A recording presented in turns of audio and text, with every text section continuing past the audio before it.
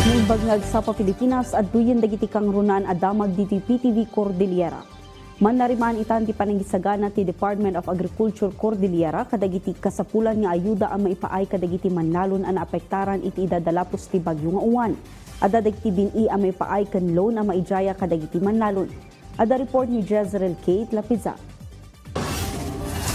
Kalpasan tinapigsa nga angin ken tudo iti panagdalapos ti bagyo nga uwan, sinublian dagiti manlalon dagiti mula da tapno sukimatan ken sukatan dagiti nadadael. Sigun kadakwada, marigatan da iti tunggal panagdalapos ti bagyo, gapot pakakumikuman da pa iti agreport kadagiti danyos ti pagtalunan da. Kinuna ni Manong Makoy, ang maawatan kuma dagiti masatnan asaan nga amin ang manlalon ket adda kabaelan na nga agarama ti cellphone, ang mangala iti ladawan dagiti nadadael a mula da. Madot na dadaalat angay nga mula. May mayat ko mano makita da ngay nga no panagbuburas ko mat at no makita da nga na nadadaal nga nalungtot no mabalin ko makat ag ito dati pag-isprite tanangina pang asikaso dagay da pang abono kasi data iso ko malang ti mang pangpadakkel kan mang isimpa ijay nadadaal nga mula. Inkarimot ti Department of Agriculture Cordillera nga adda ti maipaay a tulong kadagiti manlalon an apektaran ti kalamidad. Karaman iti annual regular budget ti ahensya dagiti buffer stocks ti bini. Dagiti pagay, mais ken natnateng ang maipapaay kadagiti apektado. Malaksid iti data, adda metlaeng ti insurance para kadakwada no sa dino maisubli kadakwada ti production cost ken expenses da. Ang gagawin lang naman ay mag-report sa kanilang barangay o kaya directly doon sa opisina ng PCIC sa kanilang probinsya at i-validate yan ng mga field personnel ng PCIC. Kung makita yung effect ng calamity doon sa crops, binibigay naman yung indemnification sa kanila. Mangipapaaymat ti Agricultural Credit Policy Council ti 25,000 pesos a production loan kadagiti manlalon nga apektado kadagiti kalamidad. Daytoy ket payable in 3 years ken awan ti interes na. Adamo ti Quick Response Fund ti ahensya ang naka-allocate tapno makaipaay ti assistance kadagiti manlalon. Either fertilizer o kaya other inputs na kailangan nila. Pwede ring rehabilitation ng mga nasira na infrastructure, irrigation facilities, yung mga livestock raisers din naman, part of our rehabilitation ay namimigay din tayo ng mga breeder stocks, mga breeder stocks ng livestock o kaya poultry.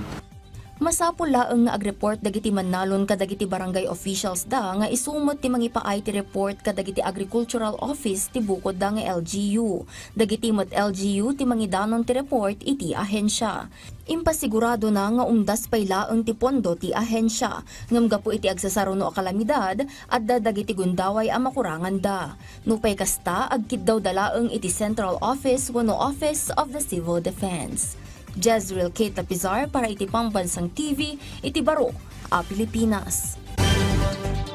Iti sabali pay adang magbinmabati bilang dagiti insidente ti uram iti syudad ti Baguio itatawan. Nupay kasa kadwa ti syudad ti Benguet ken Mountain Province nga addaan iti kangatuan iti fire incidents iti Cordillera Region. Kangurunan arosin ti uram amuan iti report ni Jezreel Kate Lapizar. Manipod Enero aging ga Oktubre 2025 na ilista ti Baguio City Fire Station ti 50 nga insidente ti uram. Nabagbabaday ito ngem iti 83 a fire incidents iti kapada a panahon iti 2024. Sigun iti BFP kadawyan ang nagrugyan dagiti na ilista nga uram ti faulty electrical wirings. Maikadwa mo ti panagayayam dagiti ubing iti posporo wenno apoy, open flame kan dagiti maibelbelang nga opos ti sigarilyo. Dakkelmet ang nakatulong ti awareness ken readiness dagiti barangay tapno malapdan dagiti insidente ti uram. Nakatulong talaga yung nag-conduct tayo ng mga community fire auxiliary group na training sa ating mga barangay. Wherein nagdagdag tayo ng mga trainings para sa mga barangay natin na maging kakibat natin sila tuwing may sunog. Bimabamot laang ti bilang dagiti fire incidents iti pakabuklan a Cordillera.